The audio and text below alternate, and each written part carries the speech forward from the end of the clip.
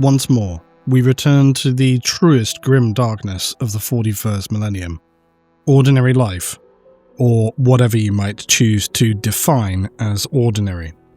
For humanity, life in the galaxy of the 41st millennium can be broad-ranging. Some worlds are a paradise, others a stable industrial world of hard labour but generally acceptable conditions for humankind.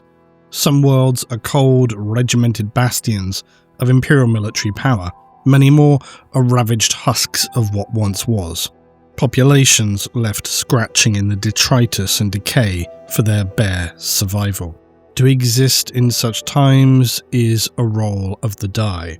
You could find yourself the heir to a noble family living amid the spires of a towering hive world, or a scavenging nomad on a feral planet, a servant upon an imperial paradise world, surely something that anybody would accept at the first opportunity. But for many hundreds of billions of others, life is simply something to be endured and accepted. The conditions range from unpleasant to intolerable, deadly for those who must endure the worst conditions, the most punishing, the most soul-destroying. One could easily wonder why they choose to accept such a fate. Why not flee or forge another path for themselves? It's easily said, but in a galaxy ruled by one of the most oppressive human regimes ever to exist, such escapist possibilities are far from anything one would readily consider in actuality. Within the galaxy of the Imperium, there exists so many comparisons to make with adjacent material, be that science fiction or just the exploration of human societal structure and format. One thing that is apparent in both history and explorative scenarios is that humans by and large choose to accept their reality rather than challenge it, which often feels counterintuitive, but this is the reason why it is entirely believable that for the majority of humans living under the Imperium, your assigned lot in life is what it is. Within the ascending tiers of societal class, there may be options, marrying for status, ascending familial power, and so on. But for the vast bulk of human workers, there exists no such options, nor are they likely even aware of this.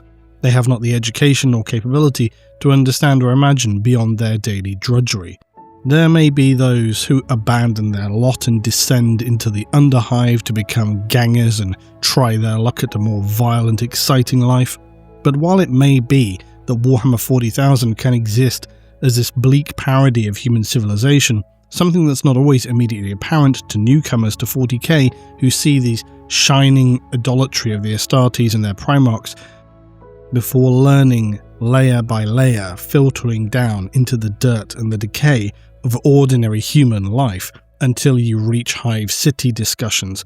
It's important to always remember that human existence and even the way of a population on any imperial world thinks is both controlled and dictated by the all-seeing, oppressive, bureaucratic machinery of the Imperium.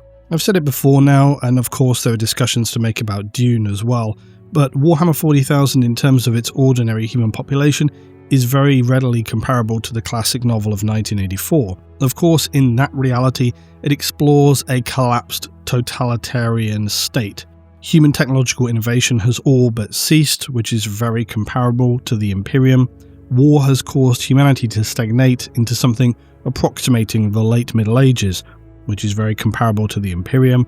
The bulk of society exists in basically a state of peasantry controlled by an oppressive state and those who have just happened upon power, which is very like the Imperium. The only point I seek to make, and there is a lot more depth to which you could explore this kind of idea, is really that there is a lot to compare between the Imperium of M41 and so many other historical explorations of these kind of ideas. This crushing realization that in actuality things are often far worse than imagined. These dystopian societies highly mirror the lived experience of those within the Imperium, where truth is very obscured, hope is very scarce, and really any form of certainty is just a luxury few can afford. Now understandably, for some people, as they begin to learn about 40k, that can be frustrating, unsettling, a bit disillusioning when you've been given this grandiose image of the Astartes fighting the good fight. and then you find out that everything is actually quite appalling. And this is by design, because 40k itself is very unstable, very ambiguous. Much of the world building is sweeping, broad, leaves significant room for interpretation, especially in humanity in the Imperium, which is so vast. There exists a vast trove of material, yet simultaneously it can be very thin on details, which allows fans and then writers alike to create their own reasonably plausible ideas about how things may work within that established verse. Logically, what kind of hardware, manufacturing processes, roles, jobs, lifestyles, and so on may exist. In this series, I started out with 40k jobs that I knew basically existed, but as we went along, it also became an interesting exercise to see what kind of highly plausible ideas you could place that have, say, like an 80-90% chance of existing in the 40k galaxy. And that is similarly the case with today's offering. Some of these may be undocumented, but they are highly logically plausible that these roles exist. Some of them do exist, and I will tell you which ones. And that's the interesting thing about 40k. I've said this before, it's a jigsaw. Sometimes to complete a puzzle, you've got to fill in the gaps yourself mentally to know where to fit the pieces that you do have. And just to state as always, it's important to understand the galaxy of 40k. When we talk about jobs in the Imperium, it's almost laughable to really use that word because most citizens don't have career paths. They have roles or assignments, and these would likely be dictated to them by some administrative bureaucracy that sees them as little more than numbers. I'll say again, as I always do, it's important to remember as well that most humans never leave the planet of their birth. Those who go off into, say, the Imperial Guard may well do. But the bulk of humans will never see even the sky outside of their hive cities, let alone the planet itself. They live in these incredibly insular, contained environments, and so what the Imperium tells them, what they are dictated to, is all that they know. So they become as much a resource as anything else.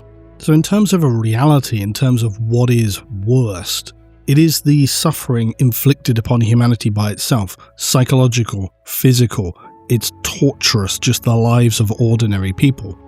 As always, I'll ask the question, if you were standing on the streets of a hive world, a forge world, a feudal world, how would you serve? What role would you see yourself in, most likely to play in this reality?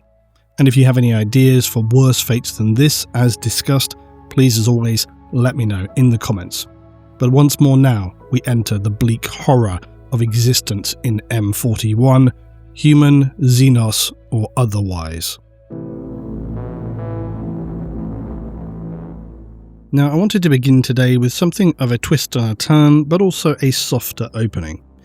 As we've historically considered, not all of the worst roles within the galaxy of M41 need be suffering appalling physical conditions or some fate worse than death. The slow destruction of belief and faith in one's own kind sees suffering delivered just as mercilessly as would the killing blow from a death cultist, marrow spoon in hand.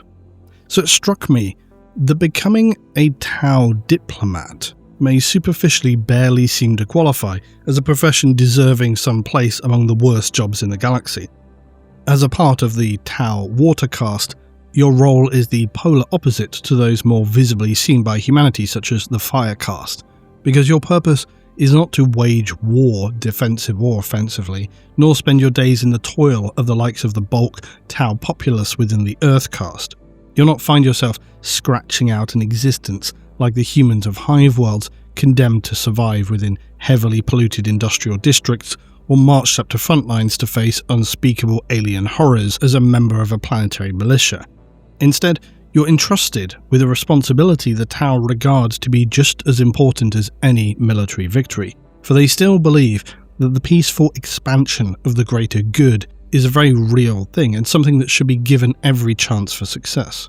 Within their empire, every new sphere of expansion begins with exploration, understanding, even negotiation. And it is the diplomats who stand at the forefront of that effort.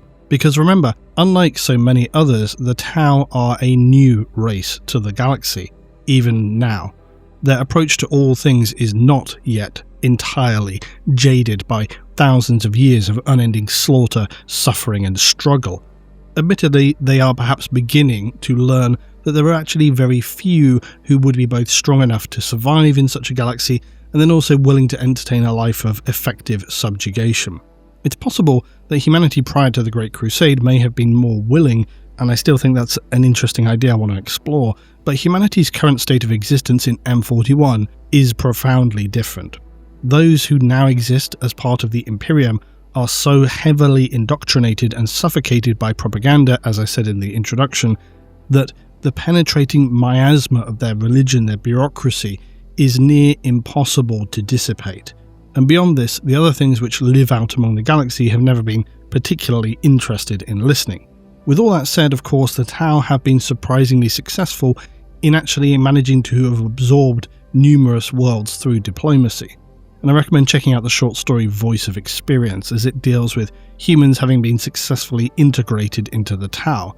And this is actually a topic with minimal detail. It's barely mentioned in the Codex, this idea of humans joining into the Tau Empire, and most Tau novels focus on the key figures like Farsight and so on. But despite the odds of doing so, the Tau have brought some of these isolated human populations into their own empire, promising things like improved infrastructure, advanced medicine, cleaner industry, and a standard of living that many Imperial citizens could scarcely have imagined were possible. But of course, like all things in the grim darkness of the far future, the reality of such matters is rarely so straightforward. While inevitably victories are celebrated across the Empire as evidential proof that their calm reason would prevail over the dark, grinding ignorance of others, such as the Imperium, what is likely less remarked upon is that for every successful piece of Tau diplomacy, there are undoubtedly tens, if not hundreds, if not thousands more that have collapsed or been detained for execution by human zealots. For any Tau diplomat, the burden is not light, their obligations legion. For Imperial worlds are not merely indigenous populations. They've spent thousands of years generationally teaching every citizen that the alien is an abomination whose very existence is a crime and must be exterminated on sight. So just the act of arriving peacefully upon such a world and attempting to begin negotiations is inherently problematic. This is why they very often do not begin with that process. They will send drones or other automated systems ahead of any living water-caste diplomatic mission. They might attempt to infiltrate or disrupt planetary systems, not months but generations even ahead of time. And any arrival would be fraught with danger. But remember, most often these are fringe Imperial planets. They're not hardened bastions at the centre of the Imperium with massive Imperial Guard regiments, Shrine Worlds, Sororitas, Astartes fleets around them. These are backwater planets that just cling to the promise of the Imperium and the God Emperor. Very likely they haven't seen an Imperial representative for 1,000 years. It's not unusual even for worlds so isolated to have some diminished sense of responsibility to the greater Imperium, thus making them far more susceptible to external ideas. They still will contain dangerous forces that should be undermined or overturned before they'd be ever likely to accept help from off-world, but they are definitely softer targets. Diplomacy within Imperial space is initially more about patience. It's this infiltrating mission of insurgent diplomacy. A water-caste diplomat might spend years establishing covert communications with sympathetic frontier settlements, merchant families, isolated planetary officials, a single trade vessel which travels between planets in a system.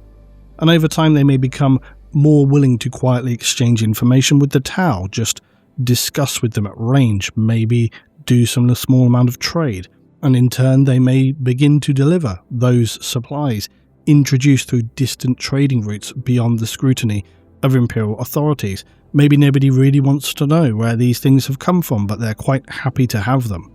Friendly parties, once recruited, can then begin to sabotage, otherwise inject carefully worded broadcasts at a surface level, still appearing loyal, but cleverly seeding an undermining tone of language.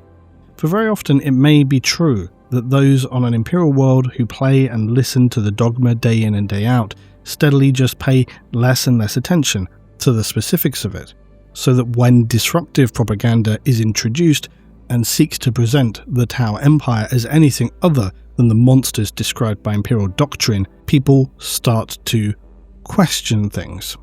Now, on frontier planets, that might be more straightforward with their isolated, poorly educated communities.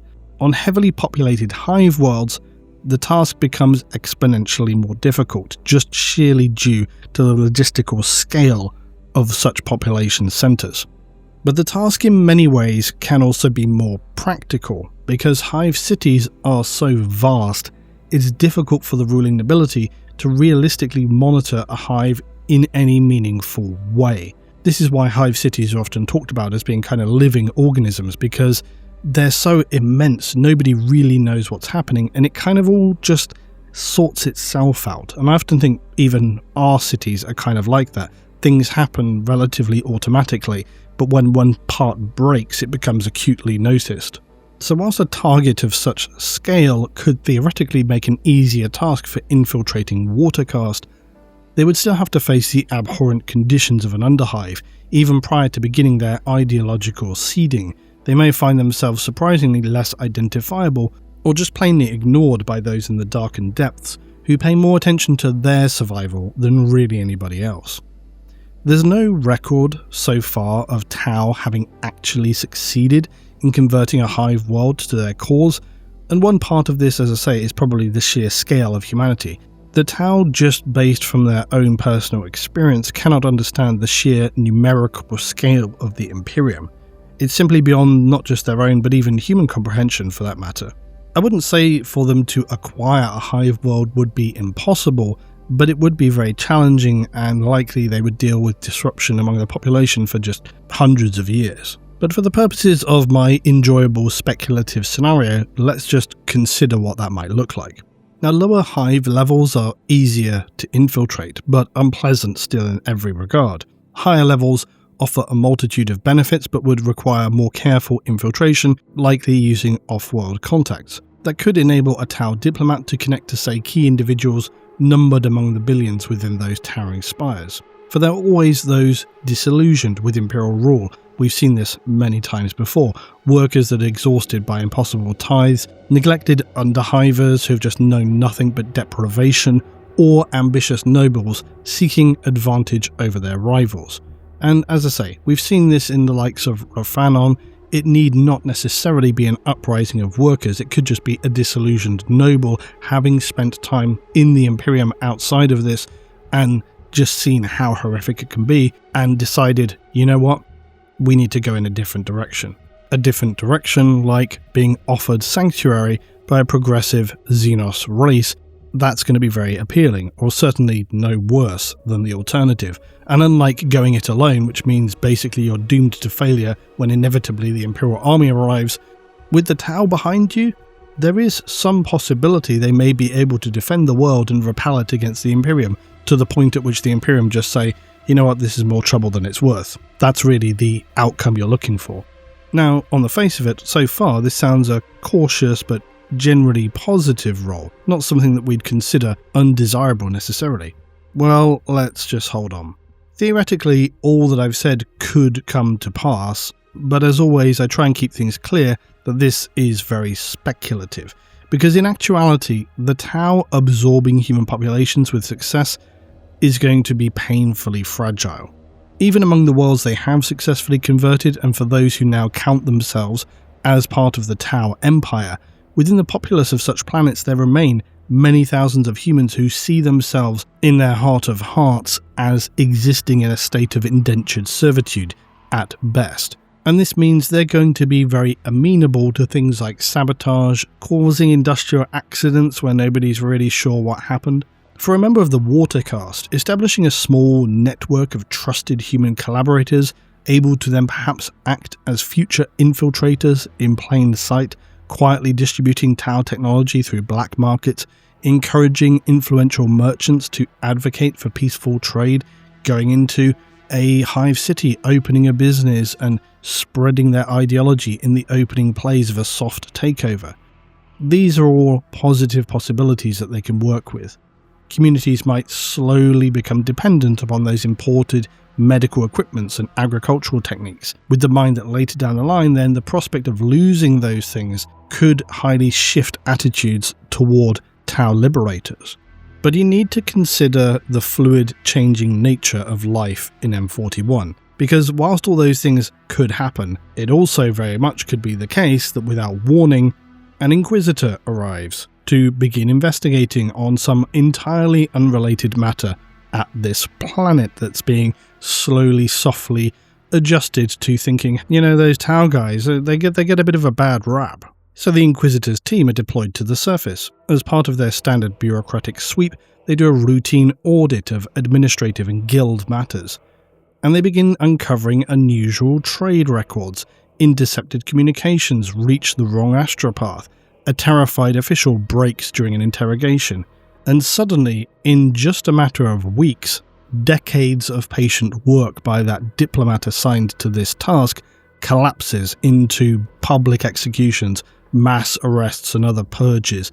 Everybody who ever exchanged a single word with your network is condemned and disappears alongside. Because the Imperium and Inquisition are nothing if not thorough.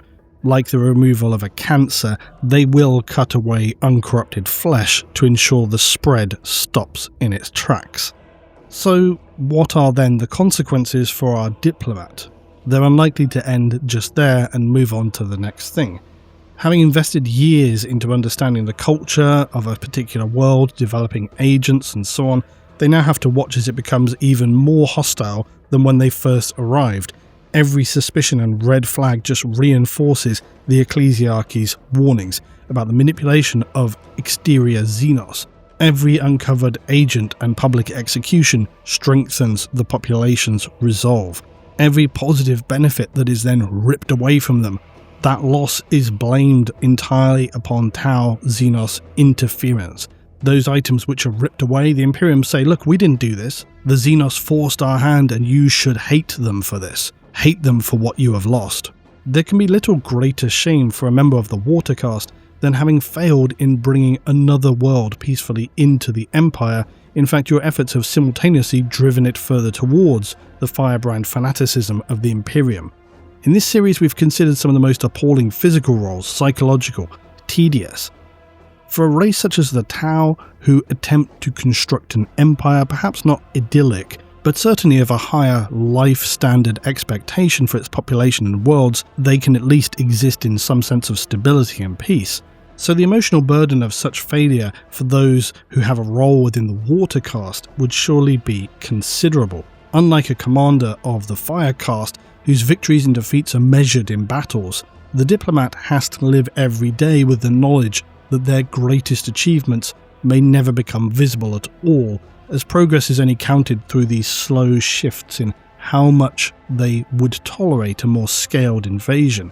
A governor becoming marginally more receptive to talks, a merchant agreeing to continue discreet trade, a settlement requesting humanitarian assistance rather than military aid in the long absence of imperial help.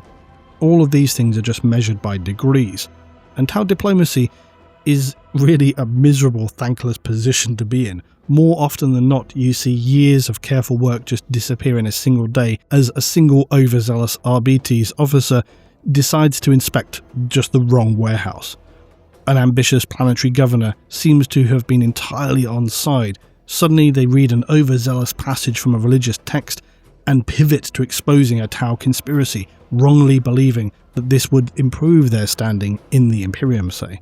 But perhaps the greatest challenge just lies in maintaining one's own faith in the greater good. Like so many bureaucratic roles in M41, every diplomat begins their career believing entirely that good reason, prosperity, cooperation can eventually overcome the fear and darkness. And really beyond the Water Caste, this is the suffering fate of the Tau diaspora. For the longer they operate beyond the borders of the Empire, the more often that belief collides with the reality of a galaxy that simply does not function according to those principles. And this has been a steady rolling revelation to most Tau, most especially the Fire Caste, who discovered the pure unending horror that has shaped human civilization is as violent and extreme in its nature as they had feared. And that's why diplomacy for most other species in the galaxy no longer exists. The Tau continue to be, though, optimistic still, in the hope that what they offer may be more palatable to humanity than their consigned fate as part of the Imperium, something that's validated by degrees when they encounter populations of humans who appear willingly to embrace misery because they've never known anything beyond suffering being virtuous. They are pawns to the planetary governor who would sacrifice millions than admit an alien possesses something worth offering at all. So ultimately, after a lifetime spent speaking of unity, cooperation, and a better future, the final legacy of many water-caste diplomats is little more than becoming another forgotten imperial purge, to become the example that is taught to a new generation about how to hate the alien, and the slow turning personal acceptance that their efforts accomplished nothing at all. Within the Tau Empire, every failed negotiation represents not just a setback, but a stain upon their reputation. They will at some time return home, with nothing more to show than the worlds they couldn't save, the alliances they couldn't secure, and opportunities that they allowed to fall away, all while watching others have success where they could not. To be a Tau diplomat faced with the impossible task of trying to bring the Imperium into your empire, they're faced with this dark shame which would undoubtedly follow them throughout their life, and something that no matter they return home and have endless ceremonies, commendations or otherwise, would ever truly be able to wash away. And that's something they would have to live with until the end of their days.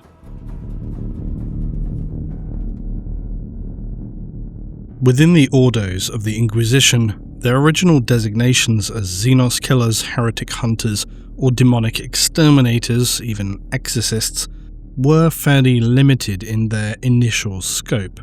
Many minor Ordos in M41 go far beyond their founding templates.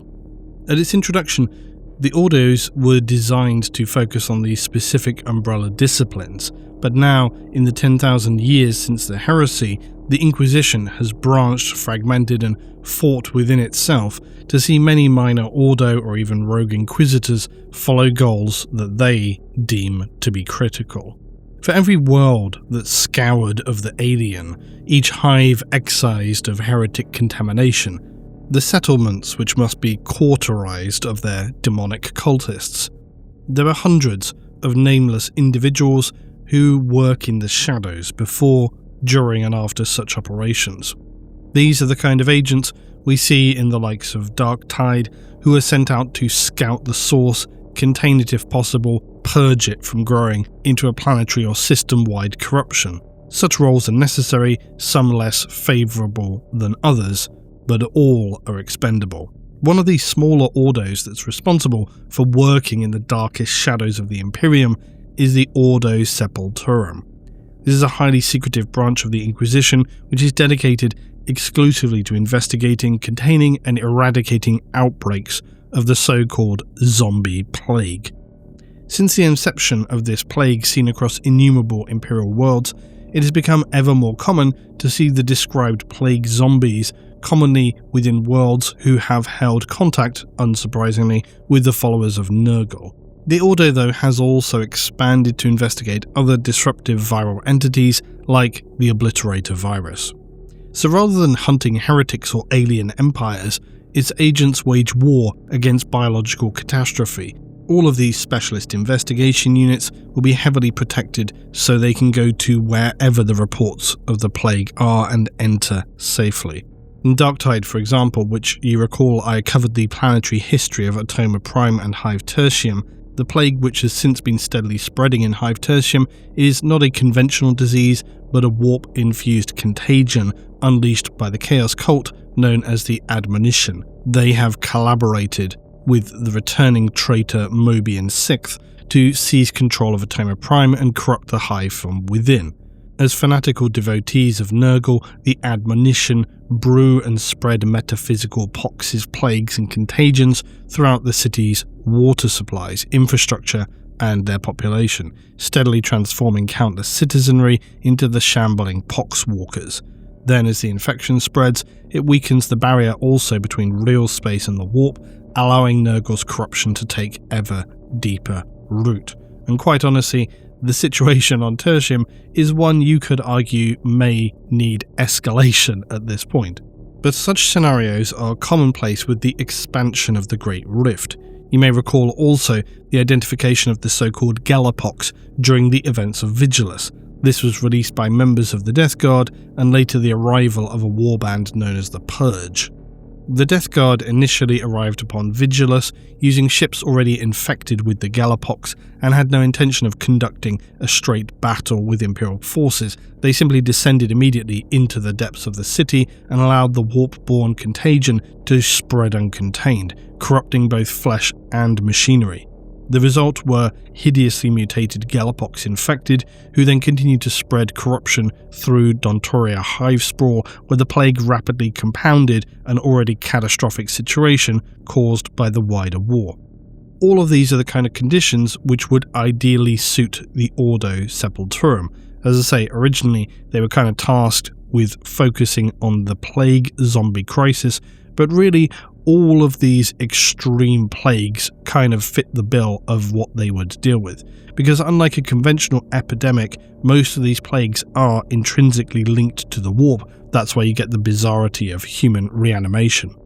So once unleashed, these plagues render sections of a hive basically death zones where infection, mutation and madness spread together.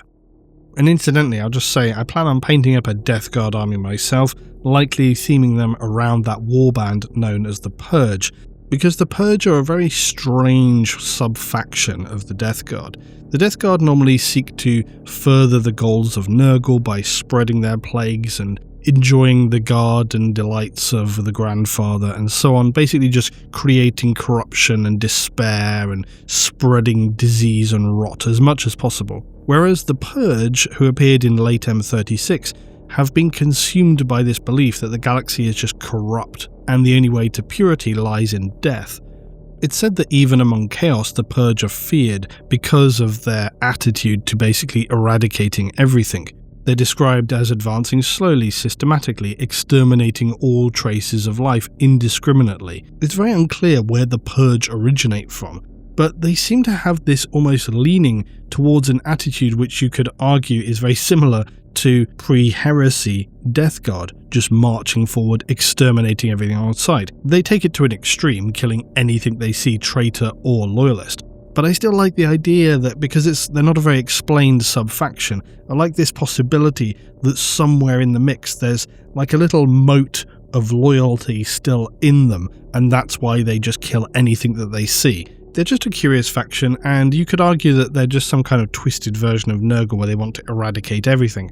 But because of the way that they enact their combat, I like to imagine that perhaps there's a little moat of loyalist still in this Death Guard sub-faction, and that's what's driving them. Anyway, that's why I like them and why I want to do the Force. So anyway, back to the Ordo Sepulturum containment teams. Vigilus would have represented one of the Imperium's worst case scenarios for them, an active war zone where conventional military operations unfold alongside a warp-spawned pandemic. Entire hive districts require quarantine, painstaking incineration, even as Chaos forces continue to fight. That isn't what happened, they just firebombed the entire area indiscriminately, no matter if there was any innocent people alive there or not, because that was how Vigilus was going. But as an inquisitorial ordo, they would have dealt with this very differently, because their authority can go as far as seeing entire planets placed under martial law, void traffic going to and from suspended, the population, if not the entire world, could be potentially permanently quarantined. And should no other solution present itself, then ultimately you're going to be looking at the consigned destruction through exterminatus, just to ensure that whatever horrifying plague has ravaged the world can spread to no other. But despite the authority they wield, the Ordo Sepulturum operates almost entirely outside of public knowledge. Most Imperial citizens will never have heard its name, which is typical for minor inquisitorial ordos anyway. But those who have heard of the Sepulturum will usually have done so having found themselves at the centre of an outbreak for which there's little hope of escape, which may be tragic but not entirely unsurprising. But it does mean that the work of agents and crew under their command just are forced to suffer in thankless, grinding labour in these appalling conditions, both physical and mental, which are close to being just entirely intolerable. Because in a scenario where a hive city or a world is suffering this outbreak of plague, once any fighting has ended and the high-minded administrative decisions have been made, that's where you, as a containment operative, are going to be inserted into the horror. Encased within your sealed hazard suit, similar to those suits worn by the Imperial Navy crew, they're going to advance through the streets carpeted with swollen black skittering corpses. Many will be fly-blown, filled with writhing grubs which push out against their transparent, swollen skin. Your team are stepping over bodies or through them, fused together with the infected, dying, clawing all over one another in a final frenzy. The air thick with the contaminating stench of putrefaction and flies, which thankfully you're not exposed to, for you would immediately be contaminated and sentenced there and then, which as a reminder don't get a nick in the exterior of your suit. Your team continue onward into the most ravaged areas of the district, wading through ruptured, putrefying offal of the citizenry that's mixing with stagnant water, tainted by congealed blood and decay. And now you realise you're going to have to trace every source of where any water runs to or off to, which means deeper into the underhive after you're finished here. Every doorway conceals another scene of horror. Entire families are collapsed where they barricaded themselves in, Medicaid wards piled high or stacked outside with the dead, corridors full to the ceiling with the infected who tore into one another until little remained but broken bodies and rotting flesh. Any sign of life is treated clinically as a threat. The rare survivors are dragged into the open at gunpoint, stripped of anything that might conceal a wound. The smallest bite, an unexplained fever, blackened veins creeping beneath the skin, or even a vacant stare of someone beginning to succumb would be enough to seal their fate. A bolt round or las shot ends the examination immediately before purification teams drench the body in promethium for those who will follow. This process will be repeated for any surrounding districts that border areas contaminated. But I would also speculate that any individual discovered contaminated would be either executed and incinerated on the spot there, or perhaps contained in transports for disposal elsewhere. During the cleanup, where it's practical to do so, the flesh material will be hauled by workers into sealed containment sacks or transport units. Any major object of contamination may be recovered, but in the places where the rot is too deep, an entire area will be just condemned for promethium purging.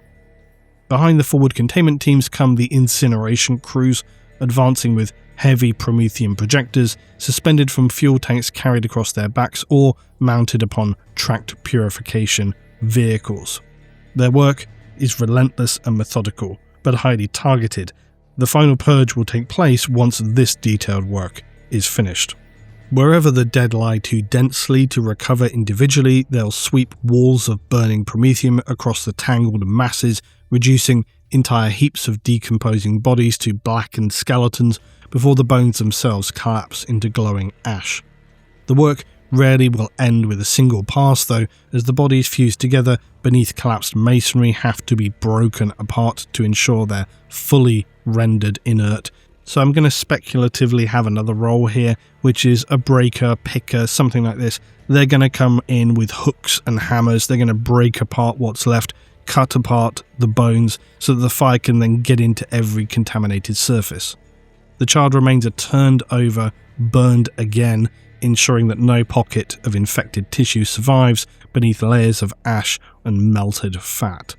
The containment teams leave little more than scorched stone and drifting ash. Sometimes there's piles of smouldering human silhouettes where entire crowds once made cheers in a public market or traded with guild members. In the final process to contain the plagues of reanimation and warp horror, containment operatives haul mountains of human remains into roaring incineration pits where the smoke of entire communities will darken the sky.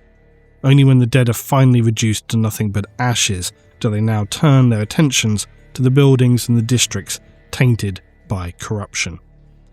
Designated hab blocks are flooded with promethium, corridors set ablaze until the walls crack from the heat, whole districts sealed forever behind ferrocrete and adamantium.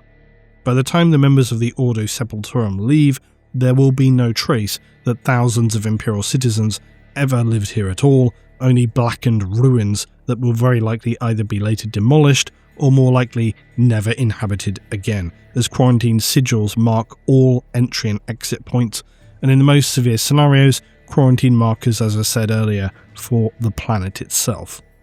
However, there are times where containment is more straightforward. One example was an outbreak which saw the Sepulturum take interest aboard an asteroid mining station known as Sutter's Rock. Here, the outbreak demonstrated the risk to Imperial stations and limited settlements, specifically how such place can completely overwhelm such communities in their totality and the need for extreme prejudice against alien or really any serious pathogen. Sutter's Rock was home to around 120,000 people, but the infection spread so rapidly through the station's recycled air and confined corridors that within 12 hours an estimated 13,000 inhabitants had already been exposed without anybody even having realised this. 3 hours later, the first deaths were reported, their medical facilities then collapsed beneath rampaging panicked crowds, existing quarantine measures just failed, and the desperate civilians attempted to flee aboard cargo vessels, then of course risking the spread of the plague to go far beyond the station itself. By the 22nd hour, the dead had begun to rise. Security forces were just overwhelmed, and even supposedly secure quarantine zones succumbed to infection. Within just 26 hours, almost the entire population had either died or joined the ranks of the undead, so that when the Imperial boarding teams arrived weeks later in sealed armour alongside agents of the Inquisition, there were of course no survivors and only a station which had become a morgue of the living dead, now filled with hundreds of thousands of corpses. But more than this, there was scanned evidence by the crews that reality itself had begun to fracture under the influence of the warp. And this is what I was saying earlier, that the Sepulturum, they deal with these extreme plague situations where basically chaos influence is an element.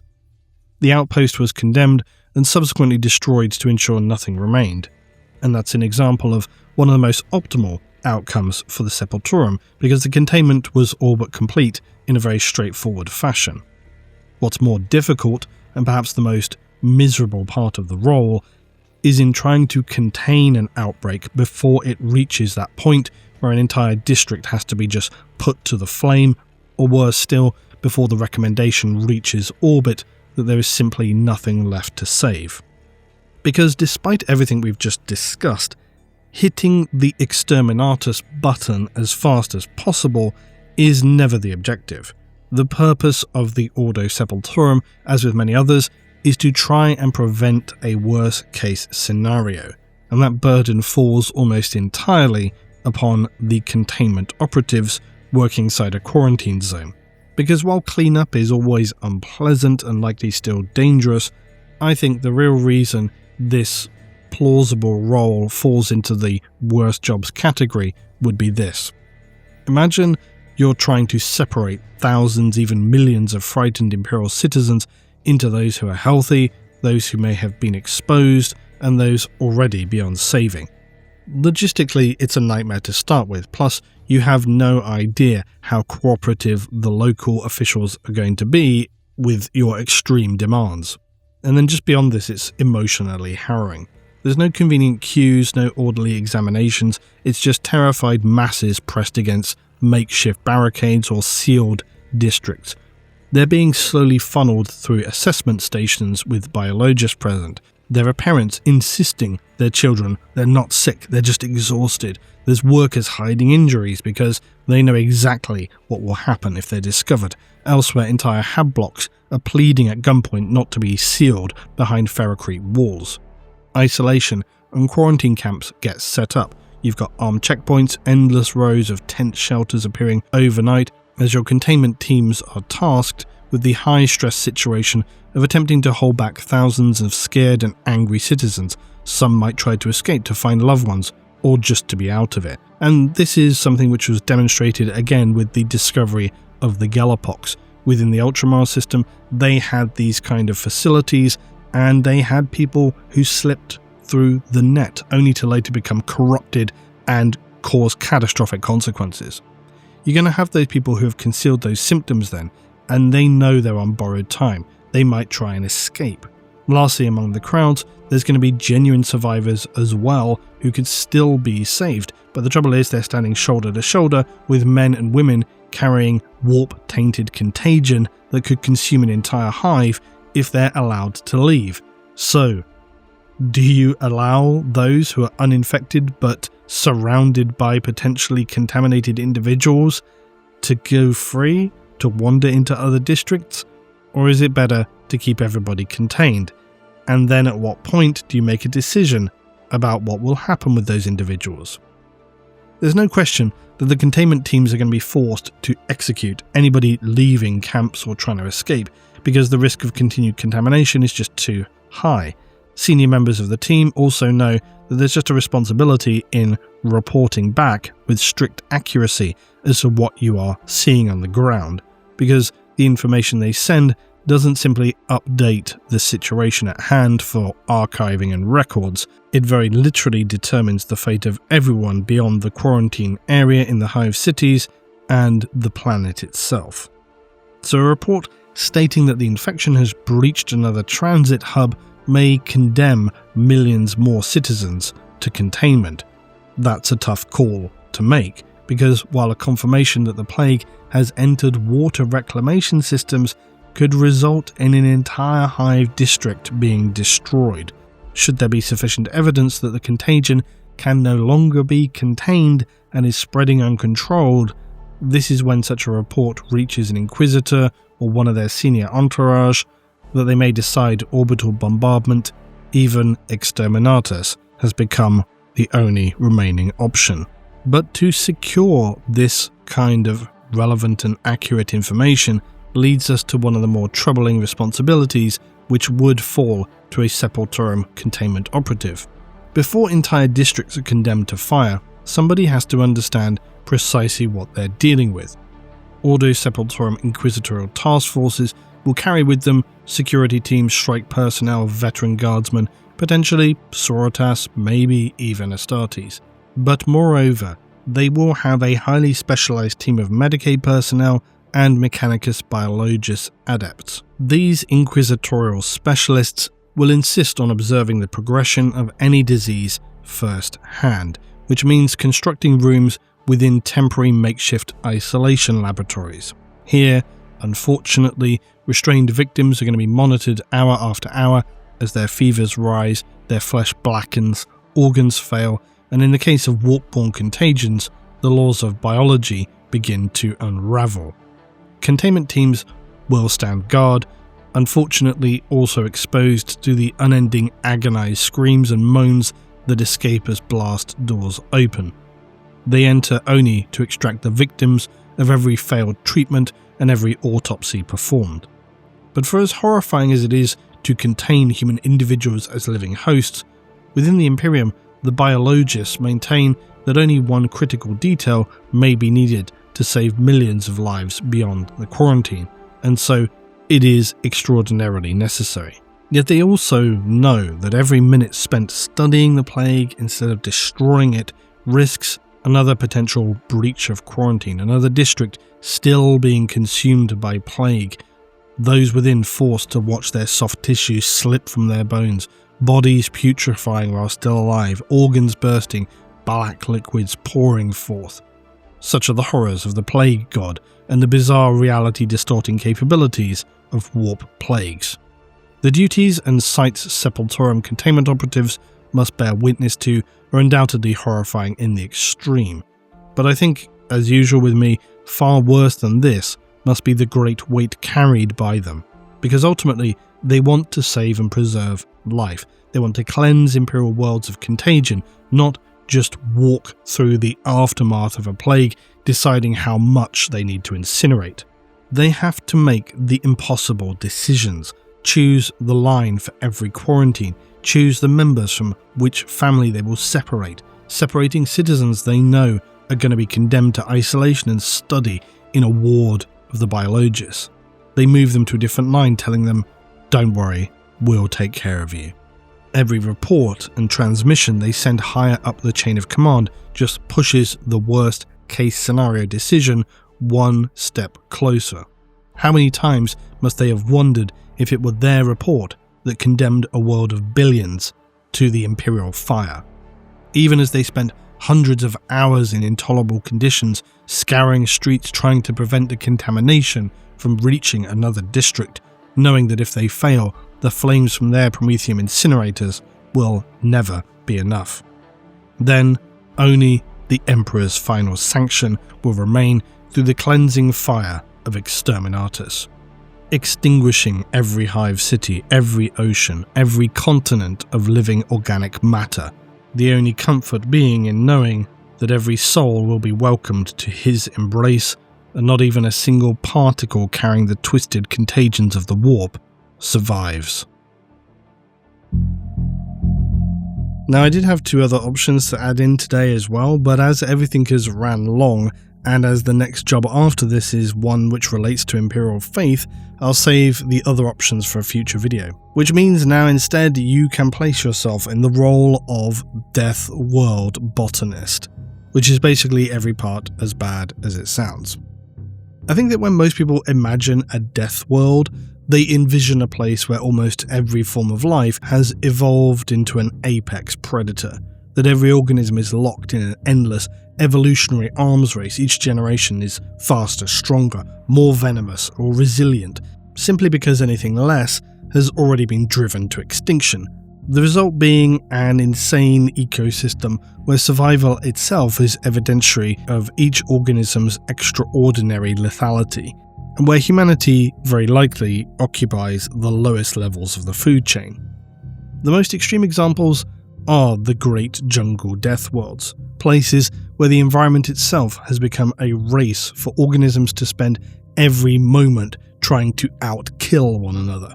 Towering predators stalk the canopy, venomous reptiles lurk beneath stagnant waters, parasitic insects saturate the air, and beneath it all the forests themselves have evolved into living weapons.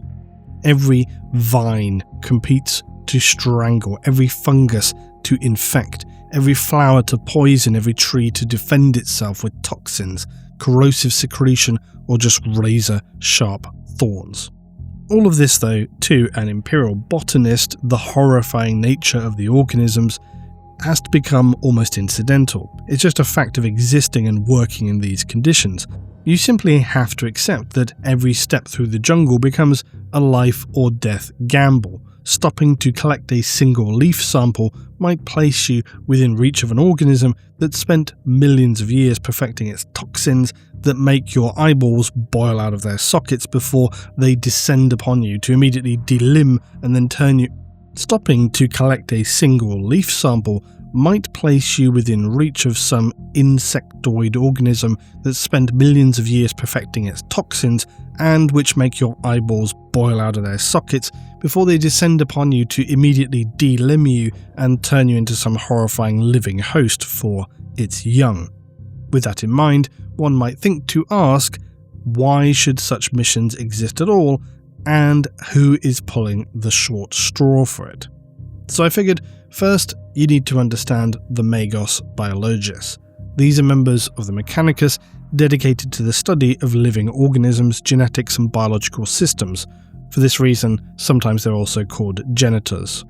Whereas most categories of the Mechanicus concern themselves with machines, lost technology, and so on, the Biologists instead turn their attentions towards biological life, dissecting, cataloguing, experimenting upon everything from human anatomy to the countless Xenos species across the galaxy.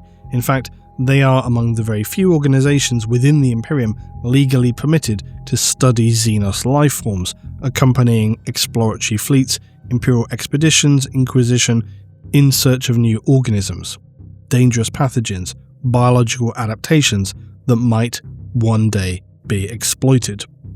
So whether the goal is identifying mutations on newly rediscovered worlds, developing countermeasures against, say, tyrannid bioforms, or uncovering new toxins, medicines, industrial compounds, the work of the biologists begins with one simple requirement: somebody has to venture into the wild and bring the specimens back alive.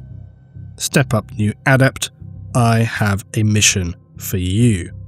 No need to ask about the 11 that I sent before you. A sample collection mission to a death world basically becomes an exercise in survival, and if you live, you would probably be respected for the insight you could share with others, because every step into the jungle is going to need to be carefully scanned. Your mechadendrites are going to be on high alert. What appears to be harmless undergrowth could at any moment shudder to life, unfurl weird fleshy pods which split open into bulbous maws. They project streams of corrosive acidic fluid up into the air, which showers down upon you, eating through your robes. Instantly, flak armor softens, peeling away. Any exposed skin blisters into angry crimson welts, if you're lucky, before it dissolves into sloughing sheets of ruined flesh. Hopefully, though, our botanist would have spoken to the deployed guard regiment here before beginning their patrol, or failing that, requisition a few guardsmen in front and behind to take the worst of it. Death worlds are unfortunately rarely known for a single deadly species. There might be vines hiding spike plants whose hardened barbs are going to punch through clothing like crossbow bolts. Maybe these pump paralytic toxins deep into your bloodstream before you've realised what is happening. Vines shoot out from the undergrowth, twisting around you like razors, tightening until your body shatters into a mass of bloodied cubes. The plant's tendrils on the ground then absorb your nutrients. Thick carpets of moss conceal acidic bogs capable of reducing you to bone in minutes. Every branch overhead harbours poisonous insects whose sting can balloon up your skin to swollen purple masses which burst in agonised sprays of fluid. Maybe you become tortured by parasitic organisms waiting for the vibration of passing footsteps and carefully slide under your skin and on into the body. Some worlds are plagued by vein worms, creatures no thicker than a finger that burrow painlessly beneath the skin before releasing their eggs directly into the bloodstream, allowing the infestation to just spread unnoticed until your organs begin to fail. All of this before you even come to the wildlife, and apex predators are rarely content with simply killing. Some reptiles have been known to project venom or superheated chemical sprays powerful enough to strip flesh from bone. Others would slash open a victim in seconds with their claws before disappearing back into the undergrowth. There are even creatures which burrow, of course, directly into the abdomen of still, living prey, wrapping themselves around the spinal column or nervous system until the unfortunate host becomes little more than a shambling puppet. Stumbling through the jungle wild, the creature in question controls your every movement. More than one Imperial expedition has reportedly opened fire on what appeared to be a wounded survivor, only to discover that the thing walking towards them had in fact been dead for hours. Yet somehow amongst all of this, your task remains unchanged. You're expected to approach these organisms, harvest viable samples, record their biology, and return them intact for study. The list of possible worst deaths is endless. Harmless mushroom-like puffballs carpeting the floor erupt into clouds of microscopic spores. They dissolve the lining of your lungs before you even realise that you've inhaled them. Flowers, they look very beautiful, but they burst as you approach, showering you with corrosive pollen that, again, raises blisters, but the flesh beneath begins to soften, it blackens and becomes necrotic. Some plants exude translucent sap so acidic that a single drop just burns through your armour before eating into the muscle beneath. The wounds can't heal long after that initial contact, and then you die from infection. You lose your footing and touch a branch. Oh no, needle-like thorns snap off into your skin, pumping paralytic toxins through the bloodstream, rendering you fully conscious but entirely paralysed. What will come along and eat you now? So comically, unlike the guardsmen who lose members on patrol at a frightening rate, your job is not in fact to avoid these organisms, it's to catalogue and collect samples from them, to write reports, try to understand how they reproduce, how they spread. You got to study them as well as just capture samples. You got to see whether they possess medicinal value, whether they can be weaponized, whether they threaten Imperial settlements, and whether the Mechanicus, Munitorum or Biologus might need to consider them as valuable enough that some unfortunate soul, maybe even you, should return and study them again. Whilst this is comical, ultimately the Imperium will have very little interest in whether you survive the expedition, because what matters are the samples you recover, the observations you record, the knowledge you leave behind for the Biologus. Because should the jungle very likely claim you before the work is complete, there's always another botanist to be dispatched to recover your notes, collect the specimens that you could not, and continue the research exactly where you left off, because after all, that is how your own mission began. You are merely the latest adept, walking a path cut by countless others, many of whom never returned, and should you join their number, you will not be remembered. You are another name who, under the designation of active or retired, they changed the 1 to a 0. The holy pursuit of knowledge continues on without you.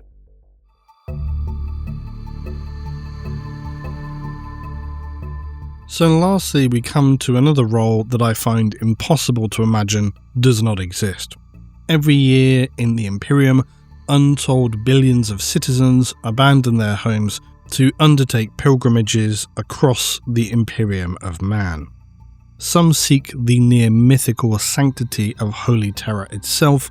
For many, they will depart fully understanding that they will never see their home again, instead choosing to spend their final days, theoretically, beneath the gaze of the Emperor's palace. For those unable to find transport or the funds to reach the centre of all human civilization, they'll instead travel to shrine worlds, which feature the resting place of revered saints or the battlefields forever consecrated by acts of extraordinary faith. One of the most renowned pilgrimages to make outside of Terra itself would be to follow in the footsteps of someone like Lord Solar Macarius, where generations of the faithful attempt to retrace the conquests of the Lord Solar across hundreds of worlds. Its status in the Imperium remains universal because the Macarian Crusade was one of the greatest imperial campaigns of conquest since the days of the Emperor's own. It reclaimed nearly 1,000 worlds for the Imperium across just a 7-year span and carried imperial rule to the very edge of the galaxy. The campaign itself, though, ended somewhat ignominiously as his exhausted armies refused to advance further into the unknown void, with Macarius himself dying shortly afterwards. I don't want to spoil the how of that, so I do recommend read The Fall of Macarius, which is part of the Macarian Crusade trilogy. Well worth a look. Regardless though, and as is typical, whatever the circumstances in reality for the Lord Solar, the ecclesiarchy would take his achievements and secure for him sainthood within the imperial cult. Now, in the contemporary period, countless pilgrims retrace this journey across the stars, with only a tiny fraction ever surviving long enough to complete it. And this is a fundamental truth for any imperial pilgrim. The journey to Terra or any other major pilgrimage will often consume an entire lifetime. They're forced to contend with the vast distances of space, but also the bureaucratic delays, the countless internal dangers of the Imperium. So with most perishing somewhere along the way, one could argue, is their sacrifice worthwhile? Well, yes, actually.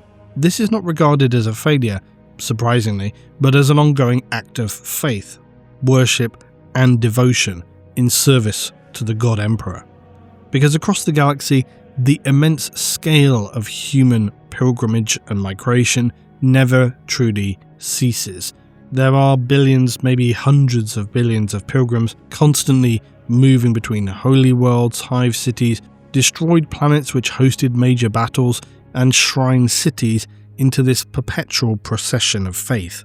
Interestingly, this likely is one of the factors to consider when we're thinking about the true scale of these pilgrimages that has been feeding the Emperor and empowering him upon the throne. But as I say, this is really an interesting aside, a reference to just bear in mind for future discussions that all of these faithful doing their pilgrimage activities, that raises a lot of faith, and because humans are latently psychic, that kind of faith is going to somehow permeate and imbue the Emperor with a level of power, because it is just continually happening passively in the background to everything else and all of that spiritual psychic energy. And with that in mind, managing that sheer quantity of humans moving around is an extremely significant challenge, and thus leads us to another highly speculative but undoubtedly very plausible, if not essential, role. Upon Terra, for example, there were descriptions of the thousands and millions of pilgrims as this thronging mass which just surges forward steadily in the hopes of witnessing some of the miraculous fortifications of the Imperial Palace. Yet their numbers are so vast, the scale of waste and other requirements is disturbing to consider. They're fed from literal troughs along the processional avenue, water stations and so on, because there's just no other way they can keep the masses alive. Similarly on ships and holy worlds, you're just going to have these kind of trough-like feeding stations where humans go and grab handfuls of gruel-like material with their hands. It's bleak and it's very grimdark, and it's exactly what you'd expect for M41. The humans are treated essentially more like cattle than anything else because of their sheer numbers, and that means that deaths are going to be common, and somehow all of this very obviously has to be kept as sanitary as possible because the risk of plague outbreak or other contaminations. So be that on Terra or really any holy world, the role that I envision is that of a pilgrimage marshal, someone who is extremely critical, but also their role is horrifyingly miserable, because they're faced with the daunting task of managing these millions of faithful who attend every single day. Your task, in essence, is in attempting to save them from themselves, but more importantly, ensuring that damage to the infrastructure of a city, especially Holy Terra, remains as minimal as possible. The vast, surging masses of chanting faithful don't interfere with the daily operations of the Imperial throne world. And lastly, it's still important, because of the nature of their pilgrimage, the sanctity of these sites they're visiting, you cannot ignore that some effort must be made to keep the modesty and respectability for those visiting.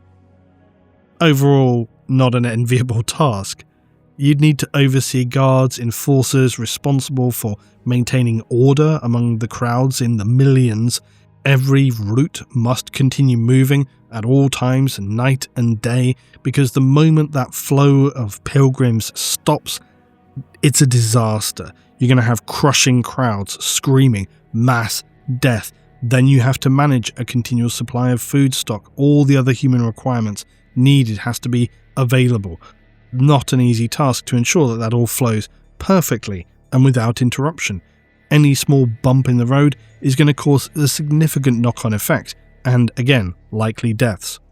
And all of these are just the practicalities. You've also got to contend with the frustration, the exhaustion, the raw zealotry from the crowd itself. Tempers in those kind of numbers will easily fray, even among the faithful, who just want to be ever closer to their goals. Inevitable rumours might spark, spreading through a crowd, triggering panic amongst millions of exhausted, ignorant citizens, whose sheer mass becomes a force that's very obviously capable of crushing thousands beneath its own weight. And you, the pilgrimage marshal, are the individual responsible to prevent the catastrophic consequences of any of this. There's of course a swath of other factors to consider too. While some on their final approach to a holy site may just eat and sleep where they stand, outside of this there's going to be encampments and facilities to serve those who want to even begin their main approach to a holy site. Most pilgrims arrive with little more than the clothes they wear, and many will have spent years travelling aboard overcrowded transport vessels where disease spreads almost unchecked and rationing is a constant reality. In terms of Terra, it's known that there are many ships which are just waiting continuously all around Terra with many thousands of pilgrims aboard, and they may be there waiting for years before they're given permission to transport down to the surface. So you need to account for safeguards to minimize health risks and again mitigate deaths. The human cost is always going to be horrifying, but it's almost beyond your control. Families are going to get separated, children just disappear into the crowds, never to be seen again. Elderly pilgrims just collapsing from exhaustion, swallowed by the endless procession behind them. So it's inevitable there's going to be deaths under the feet of the people that are moving, which means disease and plague and all of this stuff. So you're going to have people somehow monitoring that and removing them and cleaning the area as possible. Every hour of every day brings reports of theft, assault, missing persons, arguments over rations. You have those who may be just in reach of their goal, having spent their entire life getting to that point. Suddenly they become terrified that they might not see it, and so they try to bypass security cordons that will enable them to just see the shrine before death claims them first. It triggers a panic, or they get into trouble, or they fight, or something. All of these things are just continuous, endless possibilities. The Marshal is the individual accountable to keep it all under control. The more I envisioned this role, it's horrifying because the stress levels would be astronomical. Yes, you would likely have an immense staff department working under your command to ensure actions are carried out competently, but the human factor is what makes this a task that nobody would want to accept. On some shrine worlds, a population can swell by tens or even hundreds of millions during major religious events. That's something which is described across many stories. Temporary camps stretch for as far as the eye can see. Should a sanitation system fail beneath impossible demand, diseases begin circulating, and when it does, how do you deal with that? So maintaining order means deciding who receives food when supplies run short, preventing stampedes near relics, breaking up disputes between pilgrimage groups and ensuring processions just keep moving, despite those who just wish to stop, maybe pray, mourn, whatever. It's a job which invites this impossibly complex situation of cascading problems, because at almost every level of decision making, whatever you choose potentially can provoke another disturbance somewhere else. And all of this is just for the ordinary pilgrims. We haven't even considered how such enormous gatherings inevitably attract criminals, smugglers, slavers, cultists eager to blend in amongst the crowds. Chaos cultists are a legitimate problem, sliding in among the faithful, whispering promises of miracles to the desperate, distributing forbidden relics. Then there's the zealots. There are those who just see themselves as more important than they realistically are. They cannot control themselves in imagining that they are this charismatic preacher, chosen and imbued by the power of the Emperor, preaching doctrine to the faithful. Except this is all in their head. So what happens when they speak out wrongly, when they misquote a saint, when they trigger a riot with their poorly chosen twisted words, or in a worst case scenario, maybe find themselves overcome by some actual demonic influence which spreads through a congregation already driven to emotional extremes by their extended grief, suffering, religious fervour. As a pilgrimage marshal, the buck stops with you, and that is, to my mind, one of the most appalling roles that I would never wish to even go near contemplating how you'd carry that out. Other than perhaps if your higher ups gave you a broad range of tolerance for performing your duties, understanding that it's really a thankless, impossible task. Even the most straightforward duties you imagine to trigger major problems. Say you're on a shrine world and you decide, okay, we need to close temporary access to a shrine to prevent further deaths. That condemns countless pilgrims who've spent their entire lives making that journey to begin raging and screaming in panicked frustration, so you have to order enforcers to hold them back, which means potentially using physical violence to restore order, at the cost of innocent lives again. Hesitation is going to fuel further disorder. In a worst case scenario, you find yourself in this position where every decision is being made under the gaze of the ecclesiarchy, the sororitas, maybe strict local authorities, even the Inquisition itself. They're watching every decision that you make. expecting absolute control over situations that no human being could ever truly control. A good adjacent reference to this also, check out the recent Wordbearers novel Apostle. Really good story, but it also deals with this situation of collapsing order in a city where those in charge just cannot make any right decisions under increasing pressure, which is hilarious and very enjoyable. I think this role I envision of a pilgrimage marshal can only measure their success, really, by the number of catastrophes they theoretically prevented. Every day you return to see still endless pilgrims continuing their journey, offering prayers, eventually passing beyond or move on. Most will never know how close they came to starvation, rioting, mass death. It's a worst job to my mind because of how bleakly dispiriting it must be to know that on the one hand you're saving millions of lives, but simultaneously having to condemn thousands to deaths that were never due to their own bad intentions or actions, which makes it emotionally and morally just an abhorrent position to be in. It's a nightmare. You are in effect the manager for a lifetime of choosing the lesser of the Imperium's countless tragedies, and if you're remembered at all, your legacy would most likely be not for the millions protected, but for the millions you could not. So as always, I'd love to hear your own suggestions for the worst jobs in the 40k verse. Leave them down in the comments below. There are still plenty of occupations, speculative or otherwise, that I've yet to cover, and some of the best ideas for this series can come directly from you all. So I also want to apologise, this video took a little longer than usual to get finished. A few of these sections grew into something larger than I'd planned, a few others I dropped, and also it was extraordinarily hot in the UK this month and I struggled. But hopefully it was still worth the wait. As always, thank you so much for watching, and I'll catch you all in the next one.